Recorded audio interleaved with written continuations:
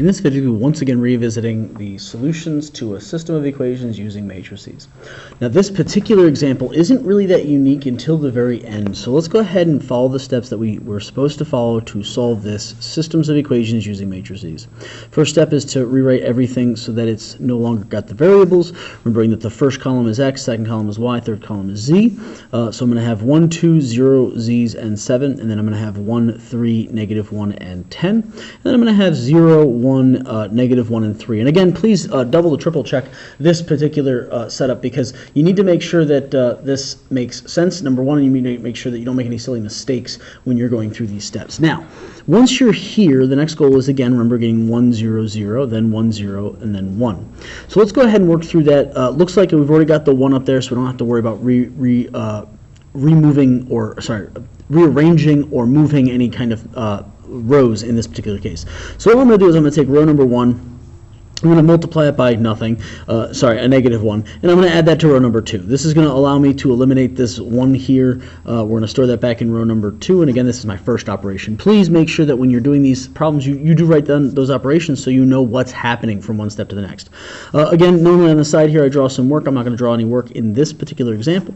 I'm simply going to go ahead and go through the steps. So I'm taking this first row, multiplying it by a negative 1, adding it to the second row. So negative 1 added to 1. I'm going to go ahead and rewrite this first row so I don't make any silly mistakes. I know that the first row is not permanently changed, it's only temporarily changed. So 1 times negative 1 added to 1 is 0. Negative 1 times 2 is negative 2. Negative 2 added to 3 is a positive 1. 0 times negative 1 is 0. Added to negative 1 is negative 1. Negative 1 times 7 is a negative 7. Added to 10 is positive 3. So that's my row number 2 that is new, and I have 0, 1, negative 1, 3. Now something wonky you'll notice here. My next goal is to get a 1 here, which I have, and then a 0 here, which I don't. So if I take my second operation and I say, well, let's just do the same operation I did with row number 1 to 2 as I'm going to do from 2 to 3. So I take row number 2 and multiply it by a negative 1. I add it to row number 3, and I store that back in row number 3. Some of you might be looking at me and saying, hey, wait a second, that should be really, really nice, and you don't really have to do any real work.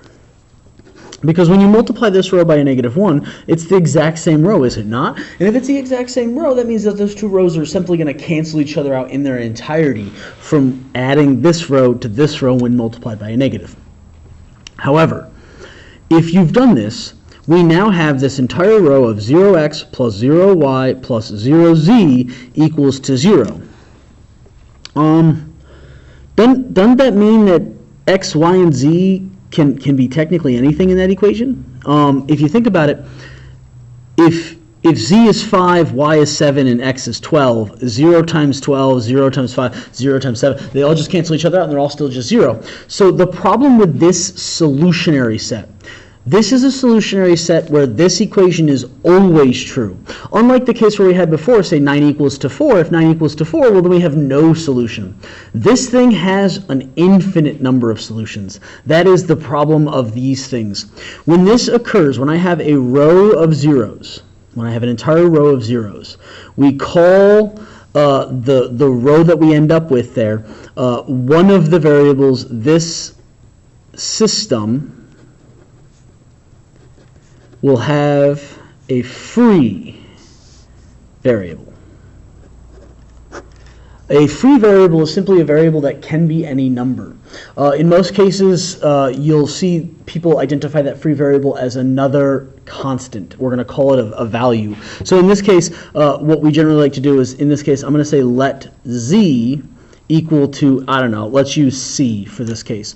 So z is now equal to c. C is the constant term that if I choose to pick the value for c, I will be able to, or should be able to, find what y and what x is.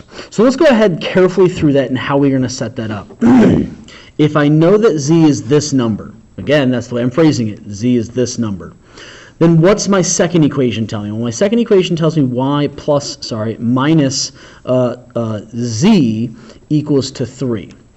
Well, if my z is now this number c, then the process of solving this doesn't change. I'm still going to go ahead and get y equals, but this time I'm going to get y equals to in terms of that constant c. So I'm going to add c to both sides. This is going to give me y is equal to 3 plus c. So now I have a formula for y in terms of c. Again, the idea is if I know what this is in terms of C, and I know what this is in terms of C, then I better be able to find out what this is also in terms of C.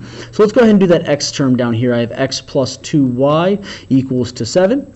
If I knew what z was, z is equal to c, and then therefore I know what y is equal to 3 plus c, then I'm going to go ahead and plug that y value in 3 plus c for y in that equation.